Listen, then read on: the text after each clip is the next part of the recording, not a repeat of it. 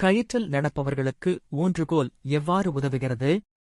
எந்தவொரு பொருளின் ஈர்ப்பு மையத்திலிருந்து தரைக்கு செங்குத்தாக வரையப்படும் கோடு அந்தப் பொருளின் ஆதாரத் தளத்திற்குள் விழுந்தால் மட்டுமே அந்தப் பொருள் நிலையாக இருக்கும்.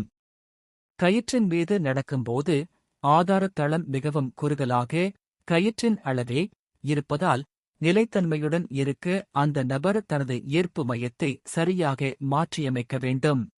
இதனைச் செய்வதற்கு அவர் ஒரு மூங்கில் கம்பியை கிடைமட்டமாக பிடித்தபடி நடக்கிறார், அல்லது ஒரு குடையை பயன்படுத்துகிறார், அல்லது கைகளை அகல விரித்து பிடித்துக் கொள்கிறார்.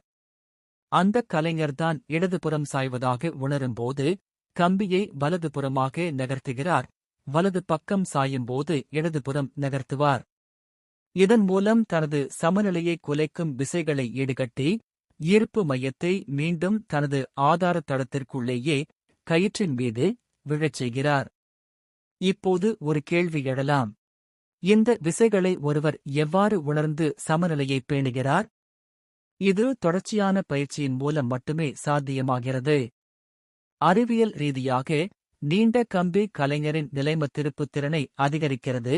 இது அவர் வேகமாக சரிவதை தடுத்து நிலைத்தன்மையை சரிசெய்ய கூடுதல் நேரத்தை வழங்குகிறது.